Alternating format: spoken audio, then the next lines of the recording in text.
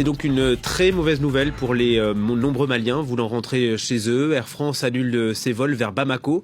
La compagnie française dit appliquer l'embargo décrété dimanche par les pays de la communauté économique des États d'Afrique de l'Ouest, la CEDEAO, qui avait notamment fermé ses frontières avec le Mali. Cyril Payen, bonjour. Bonjour. Comment donc expliquer cette décision d'Air France ? Eh bien, c'est selon les mots du porte-parole du gouvernement de transition, c'est la réciprocité, c'est l'effet miroir de ces sanctions. Donc Air France aujourd'hui dit appliquer à la lettre les sanctions très dures, beaucoup plus dures que on peut penser qu'imaginer le gouvernement de transition malien à l'encontre de ces instances. C'est-à-dire que Air France annonce que les vols transfrontaliers sont annulés. Ça concernerait aussi, mais c'est à vérifier, les vols de la Turkish Airlines, la compagnie turque qui aussi transite par des pays de la CEDEAO.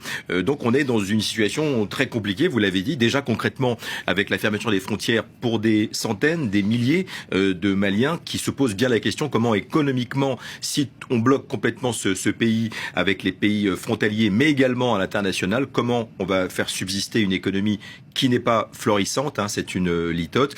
L'ensemble de questions qui sont vraiment dans la tête de beaucoup de Maliens.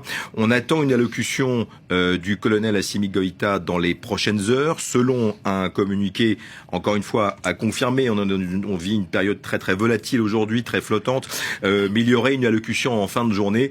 Est-ce que ça confirmera évidemment cette position extrêmement dure ? Je rappelle que le rappel des ambassadeurs a été demandé par le Mali à l'ensemble de ces pays de la CEDEAO, l'association économique des pays de l'Ouest africain. Donc on est dans le dur. Le scénario catastrophe dans les relations internationales, dans la position du Mali au moment du repositionnement français. Des heures un petit peu compliquées effectivement. Et pour finir, une manifestation anti-gouvernement français, anti-française qui est annoncée dans l'après-midi à Bamako, dans l'endroit en plein centre de la capitale malienne comme d'habitude. Donc affaire à suivre, mais des heures difficiles en termes de relations internationales. Oui, on vit une crise diplomatique, disons-le. Indéniablement. Les militaires maliens, en tout cas, sont sous pression de la CEDEAO, de la France, des Européens aussi, dans une moindre mesure.